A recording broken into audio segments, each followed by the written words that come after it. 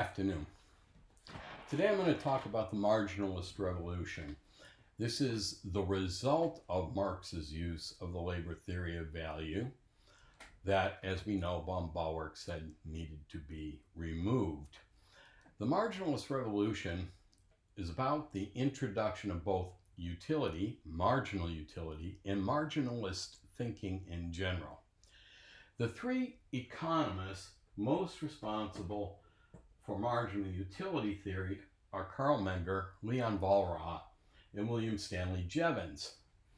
Now, Carl Menger, who wrote The Principle of Economics in 1871 in German, propounded the subjective theory of value, meaning that there was not an objective measure of value like labor embedded in the work being done, that value was subjective, something you felt, something you thought.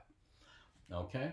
He attacked the German historical school and was a proponent of ahistorical theory. He's considered a founder of the Austrian school, which has a different method from mainstream economics, but comes to the same conclusion, though modern Austrian economics is a little bit more interesting than that. He actually was not very important in this development of marginal utility, except he suggested it. Even less important was Leon Walras. His book, The Elements of Pure Political Economy, in 1874 and 1877, he was a proponent of a marginal theory of value. He also proposed the notion of general equilibrium theory, that all markets would be simultaneously in equilibrium. The funny thing is no one paid any attention to this until after he was dead, and mostly his contribution is only important in retrospect. One way in which he's very important is he introduced what's called the détournement auctionnaire, which is still used as the mechanism in general equilibrium theory. The idea goes like this. In order to get all markets in equilibrium simultaneously, there's this auctioneer who yells out a whole vector of prices, literally prices for every single commodity. And the market, the people in the market, indicate whether they'll buy or sell. And if that entire vector doesn't work, the auctioneer yells out another vector of prices until they get to a vector of prices where all markets simultaneously clear, meaning supply is equal to demand, or more likely, excess demand is zero. Demand minus supply is equal to zero. Again, Leon Walras came up with the notion, but his work was not very influential. The really influential economist is William Stanley Jevons. All right, he wrote two books that are important: A General Mathematical Theory of Political Economy and A Theory of Political Economy in 1871. And here he combines the idea of marginal utility with differential calculus. He really brings mathematical theorizing into economics. And this is where modern utility theory comes from. It is not a general equilibrium framework. He was focused on equilibrium in individual markets. Now, it was thought that these three scholars independently developed the notion of marginal utility. And if you look in Wikipedia when they talk about it, that's how they portray it. That these three guys, one in Austria, one in Germany, I guess France, Walras in France, and William Stanley Jevons in England, sort of separately came to the brilliant realization that value was not created in the production process by the use of labor, but was created subjectively in the individual, maximizing their well-being by equalizing the marginal utility per dollar expended on every good, or the ratio of the marginal utility is equal to the ratio of the prices, just the equilibrium conditions you learned in intermediate micro. Well, it turns out Guy Routh, in his Origin of Economic Ideas, talks about correspondence that indicate that these authors were not working as independently as been portrayed in the standard histories of economic thought. That means they were actually communicating to one another how to do this to get rid of the labor theory of value. So it's not as innocent or as spontaneous a scientific discovery as it seems. It was part of a planned change in the nature of value theory in economics. John Bates Clark is important. He's an American economist here. He comes up with the notion of applying this same technique to production that we're applying to consumption with utility. And here, individuals are maximizing profits subject to, of course, a cost constraint. And the thing that they're maximizing is a production function made up of, the quantity of output equals land, labor, and capital. And under competition, he applies the same method of calculus to this to show that the marginal product of a factor of production is equal to the payment to that factor of production under purely competitive markets. And some innate assumptions about the nature of the production function. It needs to be homogeneous. Now, Thorstein Veblen, who we're going to talk about in a minute, was one of his students, and Thorstein Veblen is the critic who creates the conflict that mainstream economics has had to deal with.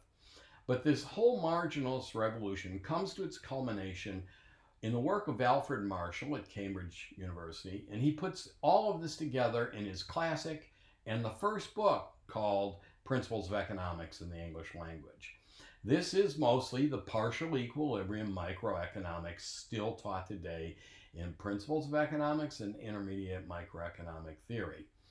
Okay, so this becomes what some people call neoclassical economics. And indeed, Thorstein Veblen was the first to call Alfred Marshall a neoclassical economist. Veblen invented the word.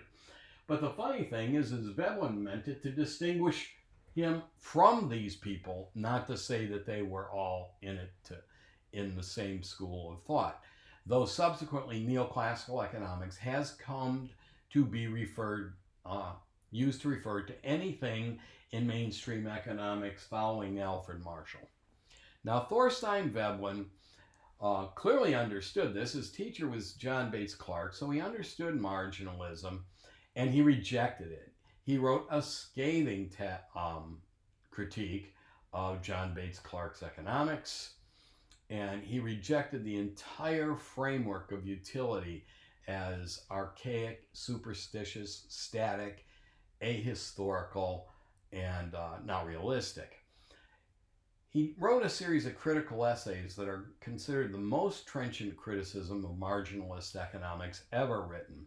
And then he proposed alternatives. So his alternative to marginal utility theory of consumption was put together in his most famous book, The Theory of the Leisure Class, where he argued that people engaged in conspicuous leisure and conspicuous consumption to impress their peers, or to at least establish their identity within their social reference group, so that it wasn't individual preferences, but referring to what other people were consuming that got people to consume. Similarly, in his book, The Theory of Business Enterprise, he rejects marginal productivity. In fact, he rejects much of the theory of the firm, and he points out that firms evolved in the early 20th century, that small handicraft firms really did maximize profits because the owner of the firm also ran the production process and the business side simultaneously. And in small competitive markets, the only way to increase profits was to increase sales. However, one of the things that happened is firms got larger and larger and larger, and he uses a lot of evidence from the two U.S. Congress industrial commissions where they brought in business executives to talk about how they function. And he said as businesses become bigger and more complex, there's actually a division of labor in the firm. Okay? Some people in the firm specialize in the business side, which is focused on making money.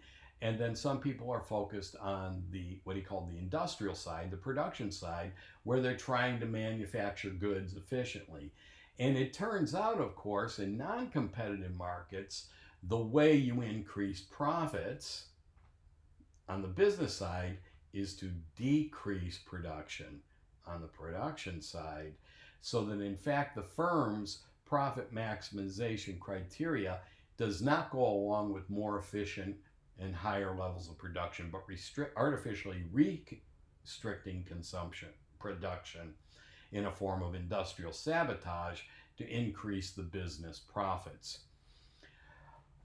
He is the founder of institutional economics in response to marginalism, along with two other economists, John R. Commons and Wesley Clare Mitchell, his student. Institutional economics for him was evolutionary economics. He introduces the notion that economies evolve, and what evolves in the economy are the social institutions that structure the markets. He also includes a concept of culture.